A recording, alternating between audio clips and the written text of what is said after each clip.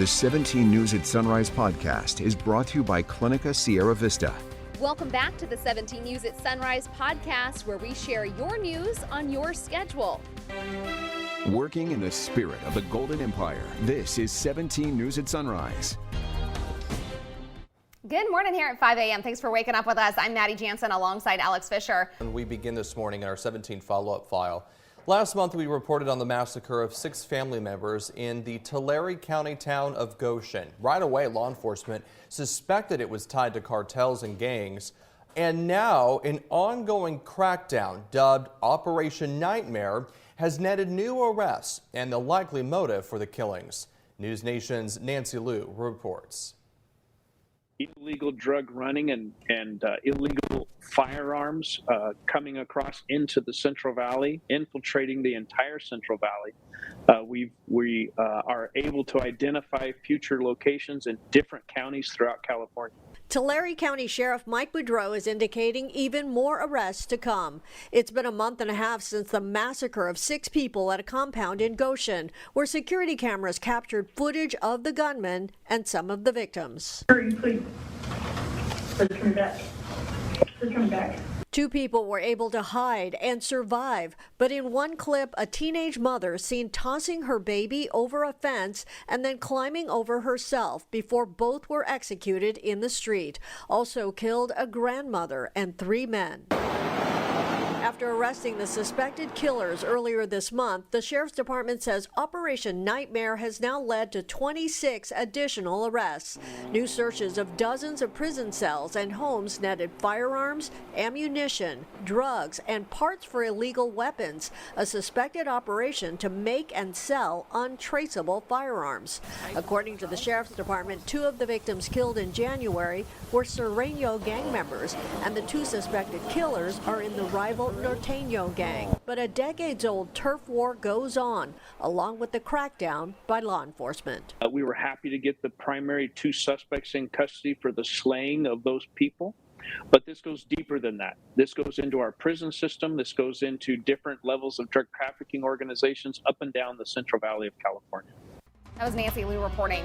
In your 17 Crime Watch, Bakersfield police say a Westchester man got into a shootout when he came home to find 2 suspects burglarizing his home. It happened just after 7 Thursday night on Pine Street. Detectives say the homeowner came home and saw an unknown car parked in his driveway and several men running from his house toward the car. BPD says one of those men pulled out a gun and started firing at the homeowner, who was still inside his car, and that's when the homeowner returned fire. Police say the victim was hit once, but his injuries not life-threatening.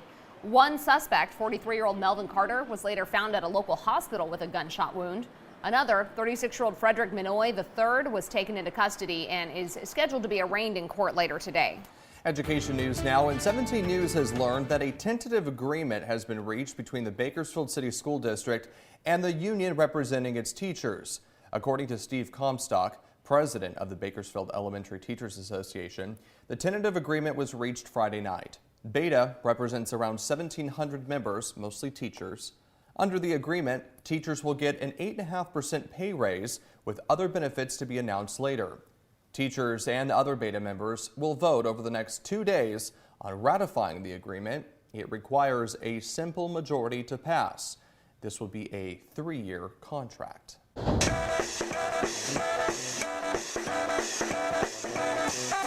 Demonstrators camping out at the Supreme Court last night in support of student loan forgiveness. Nearly 100 borrowers held an all-night session to talk about their debt. This comes as the Supreme Court is set to hear arguments today challenging the legality of President Biden's student debt relief program. The plan would cancel up to $20,000 of student loans for some borrowers. Repayments have been on hold for nearly 3 years since the start of the pandemic.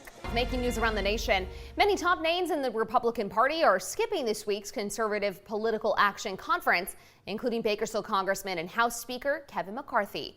In the past, the conference was an easy way for GOP candidates to reach a conservative audience and get some media attention. Not so this year.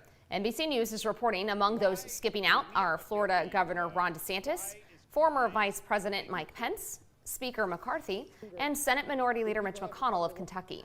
Former President Donald Trump does plan to speak on Saturday, according to his spokesperson.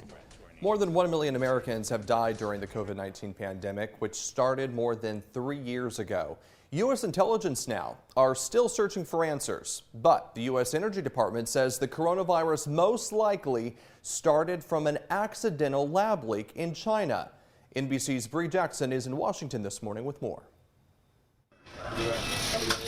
3 years after the first confirmed COVID-19 case hit the U.S., and there is still mystery around its origin. There is not a consensus right now in the U.S. government about exactly how COVID started. The Department of Energy's updated assessment found, with low confidence, that the COVID-19 virus likely originated from a lab leak in Wuhan.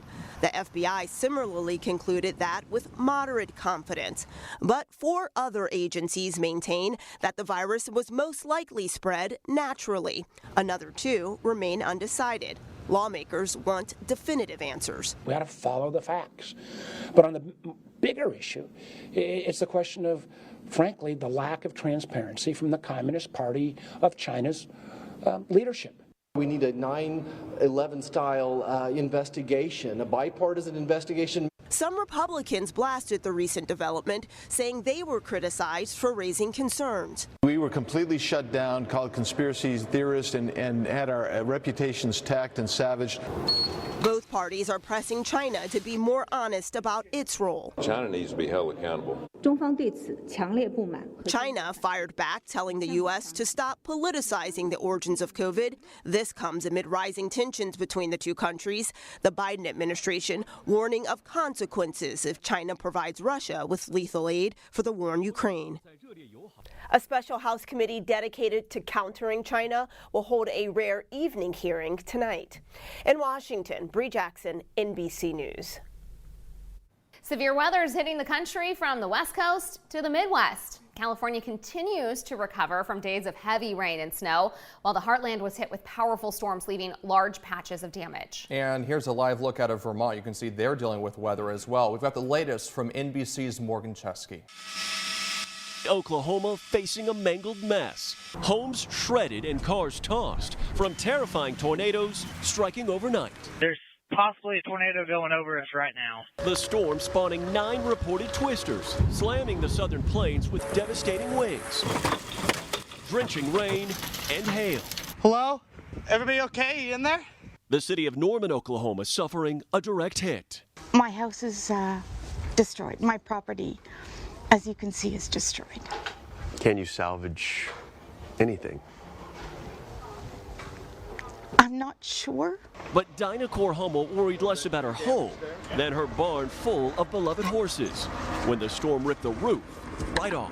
So as you walk in, you don't know what to expect. I'm thinking every horse is dead, and all of a sudden, all the noses are coming out, and I'm going, oh my God, it is heartbreaking, but I'm so glad that the horses are okay. That same system lashing parts of New Mexico and Texas in a sandstorm, blowing up so much dust, NOAA spotted it on radar.